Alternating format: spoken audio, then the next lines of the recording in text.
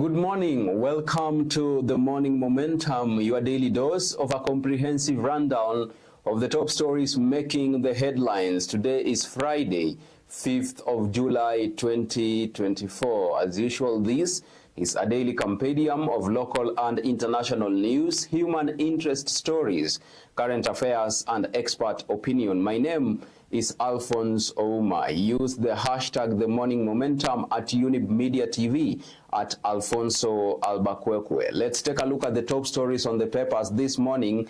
We start with the Standard newspaper, and the elephant in the room is the Last Supper.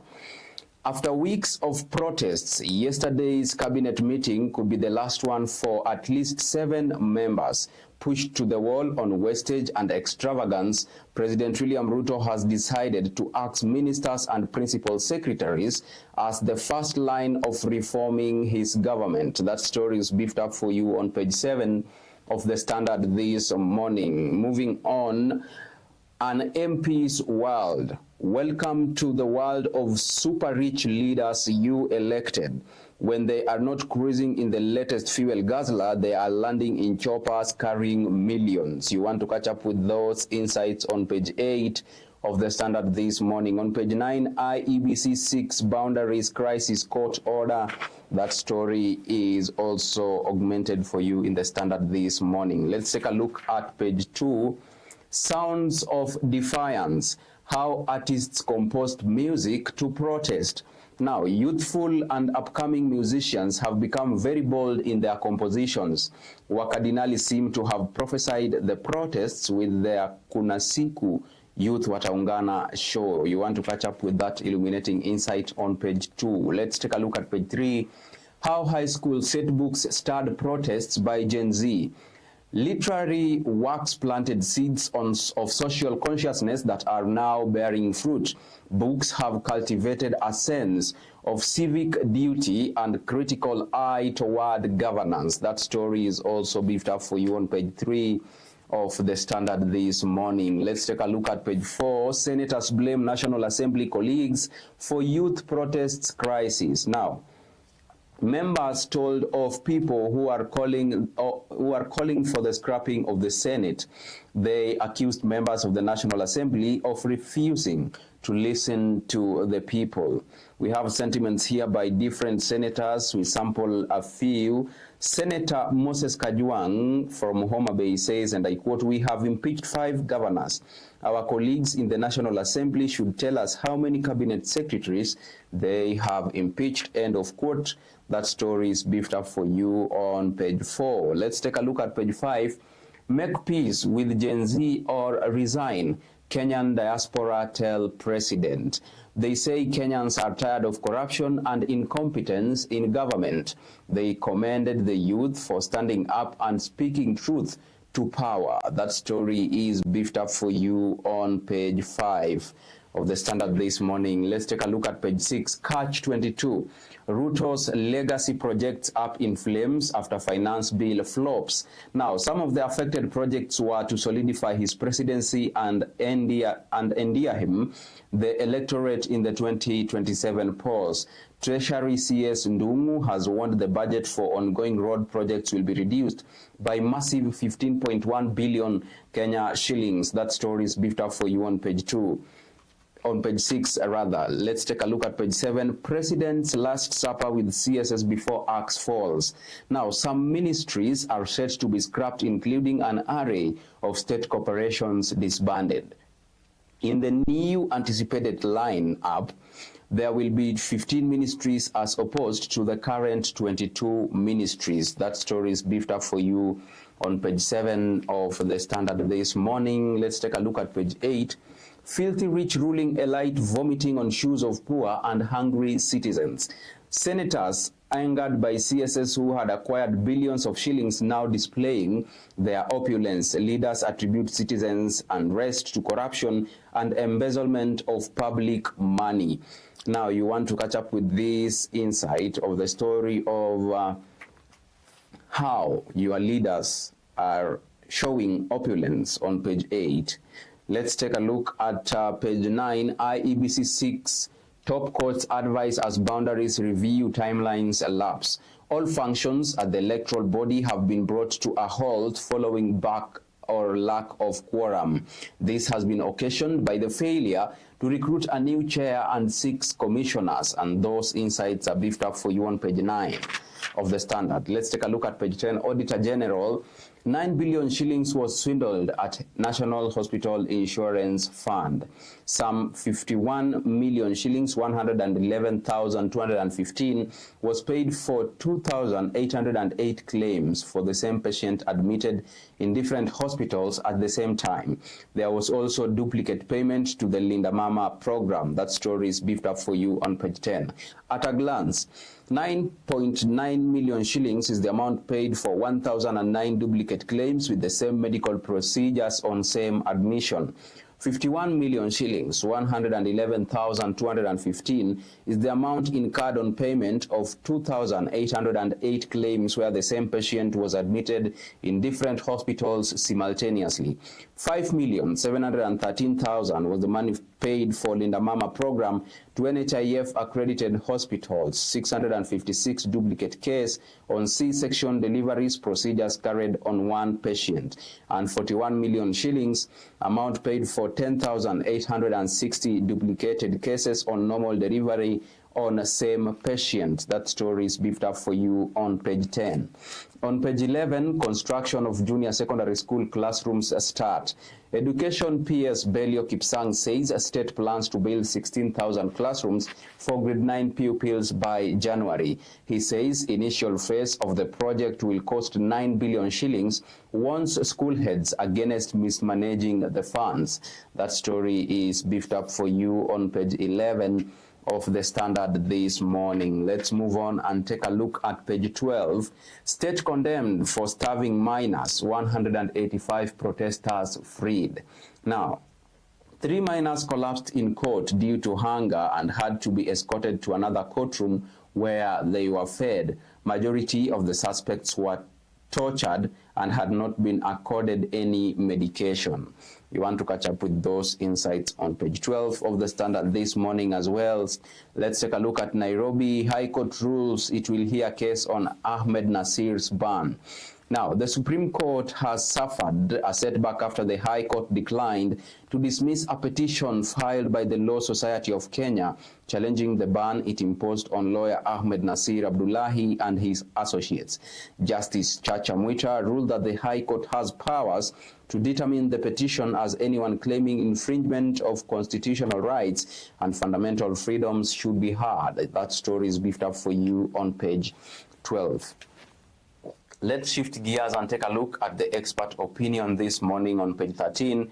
Freedom and After, Tom Mboya, Gen Z, and Legacy of Violence in Our Country.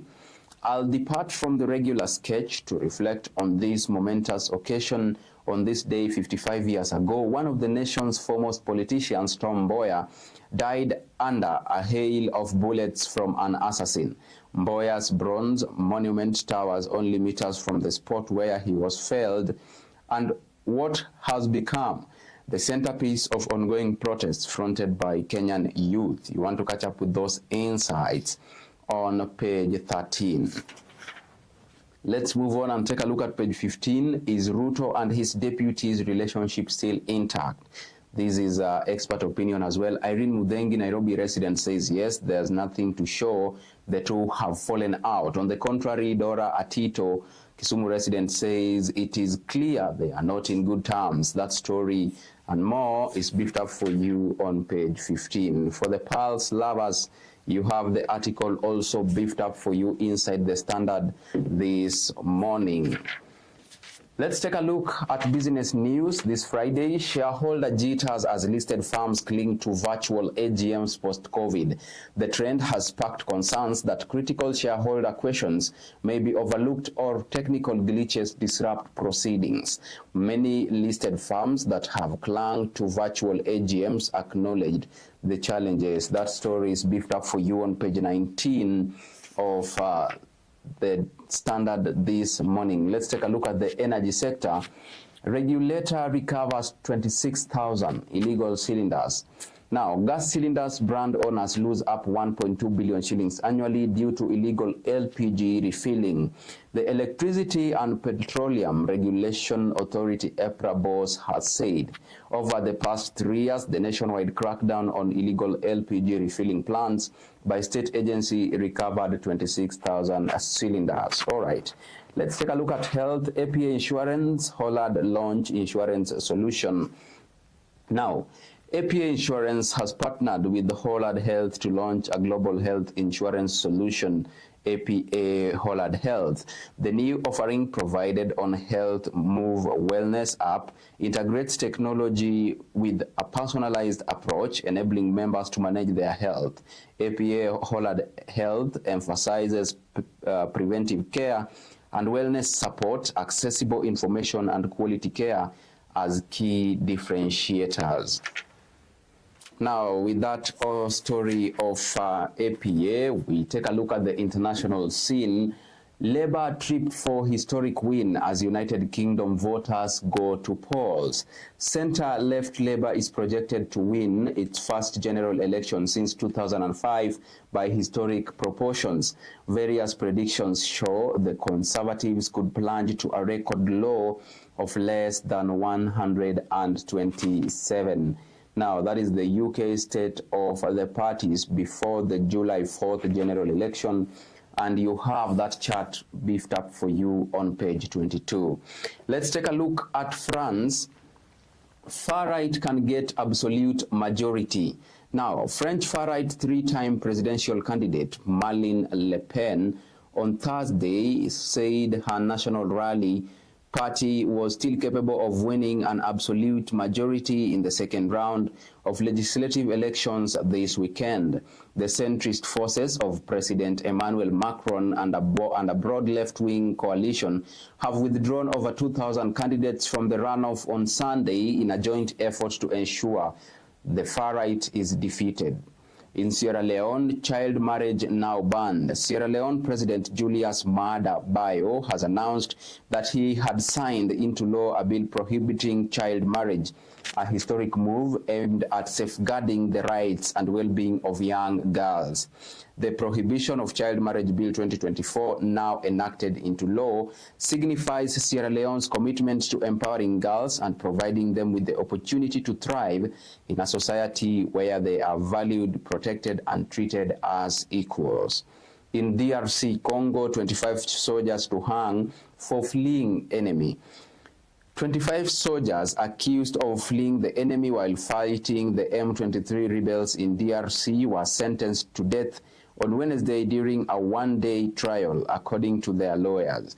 A total of 31 defendants, including 27 soldiers and 4 of their civilian wives, appeared before the Butembo Garrison Military Court in North Kivu province near the front line. That story is beefed up for you on page 22. Let's shift gears and take a look at sports news in the Standard this morning. We start with athletics now. Odira now eyes place in final as she makes her Olympics debut. Odira's confidence has been boosted with the silver medal she bagged at the Africa Championships in Cameroon. She says qualifying for Olympics was a big boost to her career. You want to catch up with her story on page 29. Well, let's take a look at her accolades. In 2016, she won the national champion trophy. In 2016 again, East African School Games bronze medalist. 2024, fourth place African Games. Still in 2024, silver medalist Africa Championships. And the same year, she qualified for Paris Olympics. All right, let's move on and take a look at page 30. Adhiambo gives hope to Malkia strikers ahead of Paris Games. Now, Kenya Pipeline star shines as Kenya fall to Puerto Rico in Challenger Cup quarterfinals. National volleyball team now shift their focus to the Paris Olympics after the show in Manila. You want to catch up with that story on page 30 of the Standard this morning. Now, let's take a look at the Euro 2024. Bring it on, Ronaldo.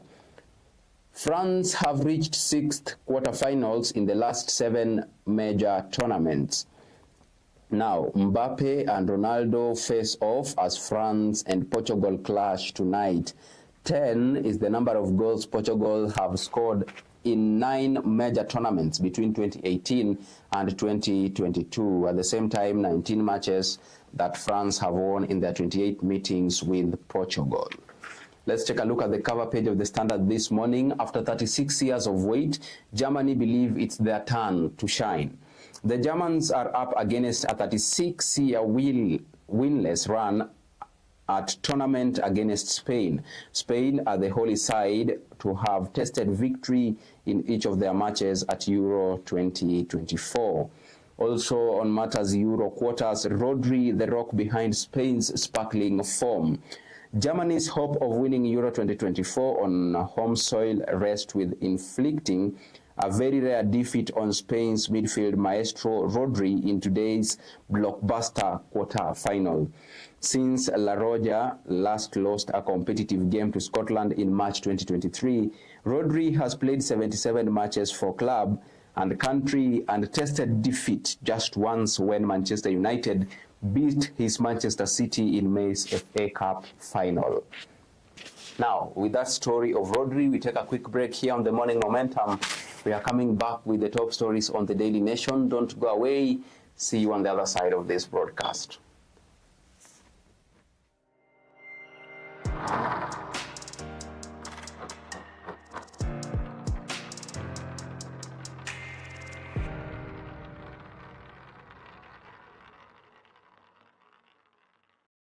Je, wewe ni mfanyabiashara katika sekta ya elimu, afya bora, usafiri ama unamiliki kampuni yoyote ile? Ungependa kupata fursa ya kutangaza biashara yako ili kuwafikia wateja zaidi? Usikonde. Runinga ya Younib inakupa fursa ya kupeperusha matangazo kuhusu bidhaa na huduma unazotoa kwa bei nafuu. Kwa maelezo zaidi, wasiliana nasi kupitia nambari za simu 0750344700 ama kupitia barua pepe marketing@younibtv.com. Jinyakulie leo. Younib TV, ever the best.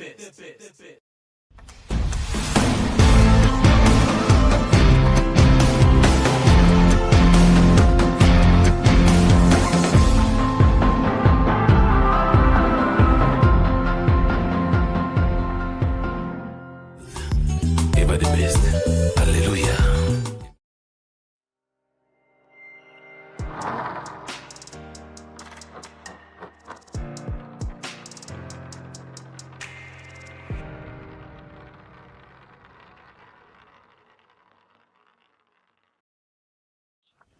Welcome back to the Morning Momentum. If you are just joining us, you are rolling with the host with the most. Alfonsoh is my name. Use the hashtag The Morning Momentum at Younib Media TV at Alfonsoh Albakwekwe. Let's take a look at the Daily Nation. Heavy burden of new student loans. Now, a student taking medicine and classified as most needy will end up with 1.4 million shillings loan. Families are paying higher fees than before under the higher education funding model unveiled last year that will also end up saddling their children with hefty loans upon graduation. And with the current jobs crisis, things can only get worse. That story is beefed up for you on page 4. On page 10, why IG Kome is a man under siege. Where is he? The youth protests against unpopular taxes and runaway cost of living, as well as the National Police Service's handling of the demos in which at least 39 people have been killed, have once again revived speculation that the police boss isn't sitting pretty. That story is beefed up for you on page 10. On page 8, for Ruto, passing bills won't be a walk in the park. If the overflowing apologies by MPs who voted for the Finance Bill 2024 are anything to go by, President William Ruto should be worried over consideration of government-sponsored bills in Parliament. That story is beefed up for you on page 8. In sports news, will Kenya end 36-year wait for 5,000 meters gold? Since the inception of the Olympics in 1912, Kenya has surprisingly won only one gold medal in the men's 5,000 meters at the Summer Games, and that was in 1988 in Seoul, South Korea. That story is beefed up for you on page 31. Let's get up close with the Daily Nation. We take a look at page 2. Accused teenagers faint in court as lawyers argue over detention. Chants of Ruto must go, life is hard for us, and we want jobs fill the courtroom. Law Society of Kenya Vice President and 16 other lawyers appear in court to defend teenagers. Now, 3 teenagers arrested during the anti-finance bill demonstration in Nairobi on Tuesday fainted at Milimani Law Courts where they had been arraigned. The 3 were among the 185 people arrested during the protests. That story is beefed up for you on page 2 of the Daily Nation this morning. On page 3, kin of boy shot 8 times, seek justice. Lawyer plans to go to court and get an order stopping the burial until the row is settled. Meanwhile, a row has erupted between the boy's estranged parents over where he will be buried. That story is beefed up for you on page 3 of the Daily Nation this morning. Let's take a look at page 4.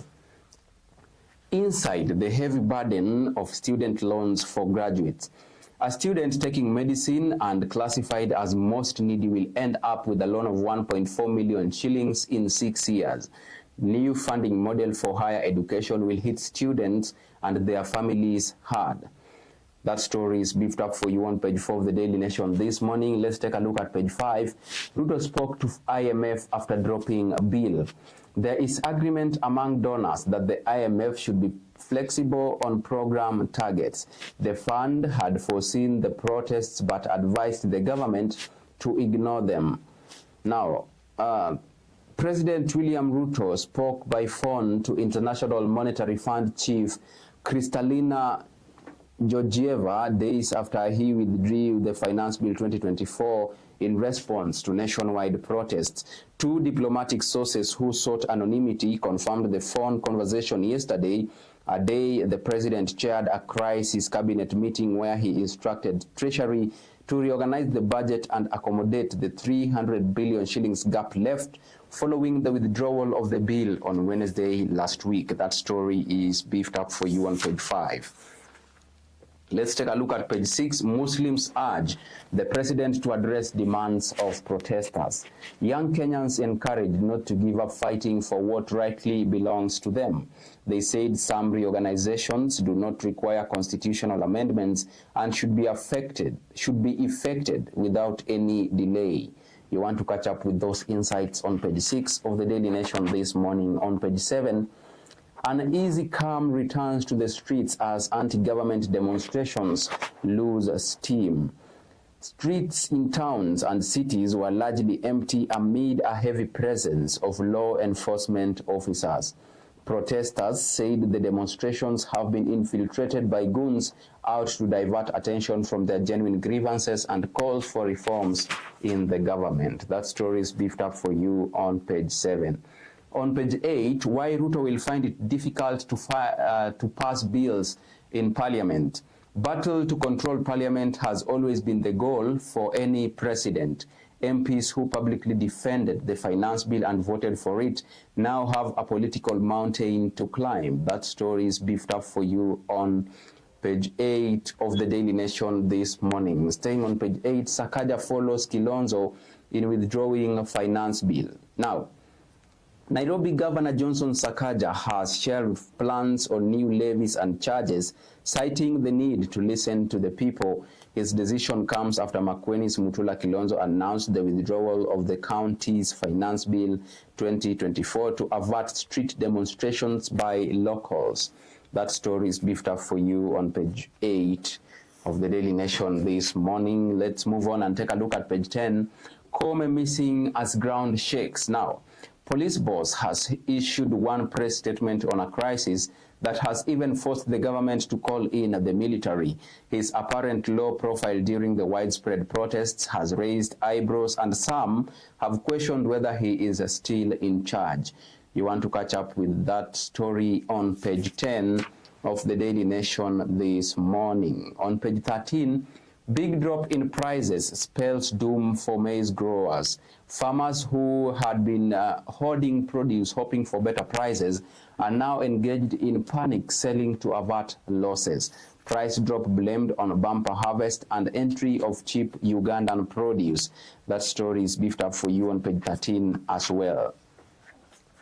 Let's shift gears and take a look at expert opinion, promise and pitfalls of Social Health Insurance Act. Now, the delivery of healthcare services under SHIF shall be carried out through a risk-sharing and pooling mechanisms. You want to catch up with that insight on page 15 of the Daily Nation this morning. For the DN2 lovers, today it's all about my battle with menopause. You have the article beefed up for you. Now, silent storm. Furaha Bishota's several menopausal struggles affected multiple aspects of her life. Her story underscores the often overlooked struggles women face during menopause, highlighting the need for more awareness and support. That story is beefed up for you on page 5. Let's shift gears and take a look at county news. We start with Lamu County. Why Al-Shabaab returnees won't shake state's hand of forgiveness. Human rights activists said there has always been mistrust surrounding the amnesty program. Relatives are reluctant to hand over their kin for fear they might be killed or disappeared. That story is beefed up for you on page 19. Briefly, in Nairobi County, illness linked to air pollution. More than 100 children from 4 learning institutions in the Mukuru informal settlement have been referred to the Mary Immaculate Clinic in South B for treatment of respiratory diseases attributed to air pollution. In Kajiado County, youths disarmed amid protest fears. Police officers in Kitengela were yesterday forced to disarm dozens of youths who had been hired to protect an entertainment joint on the Nairobi-Namanga highway. In Trans Nzoia County, alarm over rise in neglected diseases. Neglected tropical diseases are posing a significant threat to the residents of Western Region, promoting health officials to urge local media to set up a public education efforts. You want to catch up with all those county news on page 19. Let's take a look at international news. Farage hopes to be a thorn in Starmer's side. Farage was instrumental in the campaign to get Britain out of the European Union. There is talk of him taking over Conservative Party and becoming Premier. This is all about UK's decision. That story is beefed up for you on page 21. Briefly, in Khartoum, Army RSF clashes intensify in Sudan. Fighting between the Sudanese army and the Rapid Support Forces has escalated across the country, notably in Sinnar, West Kordofan and North Darfur states. The RSF said on X that its forces seized an army headquarters and the bridge linking Sinnar and Gedaref states on Wednesday. In Cairo, Egypt, ministers in Egypt take oath of office. Egypt's new cabinet was sworn in before President Abdel Fattah al-Sisi at Al-Ittihadiyya Palace in Cairo on Wednesday, the state-run Nile TV said. You want to catch up with that on page 27 as well, on page 21 rather. Business news, sectors hardest hit by the anti-tax protest revealed. Customers withhold spending on jitters brought by proposals. Retailers, construction firms, and farmers bear brunt of nationwide demonstrations. That story is beefed up for you on page 22. Briefly, in matters technology, ICT posts fast growth decline since COVID-19. The information and communication sector posted a 7.8% growth in the first quarter of 2024, down from 9.5% the previous year, marking its first slowdown in growth since COVID-19 pandemic. In matters finance, Shaulu banks on 900 million shillings capital to boost e-deals. Faulu Bank has received a 900 million shillings capital injection from its parent firm Old Mutual to advance its digital service offerings as local lenders scramble for mobile loans market. In the energy sector, Kenya Power upgrades 2 million token meters. Kenya Power has upgraded 2 million prepaid meters out of the targeted 7.4 million in a drive launched 3 weeks ago aimed at ensuring security of generated tokens. In an update on Wednesday, it expressed optimism that it will have netted all prepaid customers by the deadline set for August 31st this year. That's the end of business news. Let's now take a look at sports news on the Daily Nation this morning. We start with athletics. Will Kenya end 36-year wait for 5,000 meters gold? John Ngugi finished first over the distance in 1988. Ronald Kwemoi, Jacob Krop, and Edwin Kurgat aim for glory in French capital. That is all about the 2024 Paris Olympics, and we have a countdown of 21 days to go. Let's move on and take a look at more sports news on page 33. Age cheating, latest setback for Kenya in competitions. Kenyan selectors enlist help from Registrar of Persons during the Under-20 trials. AK seeks government's help in unearthing 26 cases involving former World Under-20 and Under-18 medalists. Let's talk golfing now. Kenya Open Championship returns to Muthaiga Club. The PAR 71 Muthaiga Golf Club in Nairobi will host East Africa's premier professional golf competition, the magical Kenya Open, next year. Christend, home of golf in Kenya, Muthaiga Golf Club has also hosts local golf bodies including Golf Kenya, the Kenya Golf Union, Kenya Ladies Golf Union, as well as subsidiaries like Junior Golf Foundation and Kenya Open Golf Limited. That story is beefed up for you on page 33. Let's take a look at page 34. German machine takes on beast team at this tourney. Germany's defensive organization versus Spain's attacking flair. Germany look to end a 36-year winless run against Spain as home fans desperate for first title in a decade. You want to catch up with that story on page 34. On page 35, Kimanzi urges caution against Cameroon, Namibia, and Zimbabwe. The qualifier matches for the tournament will start in September. Later in the year, Harambee Stars are in Group J with 5 team champions, Cameroon. All right, let's take a look at the cover page of the Daily Nation. How oil marketers charged customers an extra 5.4 billion shillings. Auditor General's report puts energy regulator on the spot. The amount was irregularly passed on to clients as demurrage charges, auditor says. In other story on the cover page, pressure mounts on new tea factory official to quit. Despite his controversial clearance by Independent Electoral and Boundaries Commission and subsequent election as Kenya Tea Development Agency Zonal Director, Mr. John Chebochok, the man at the center of a sex scandal, is faced with increasing hurdles to quit before assuming office. With that story of Chebochok, we come to an end of the morning momentum this Friday, 5th of July 2024. Thank you so much for choosing to stay with Younib TV, particularly the morning momentum, and by extension, all gratitude goes to all those who made this broadcast a success. Behind the lens, Raphael, Wangila, and the Chief Controller, Anifa, Kavira. See you next week, same time, same place. Until then, do have a beautiful weekend.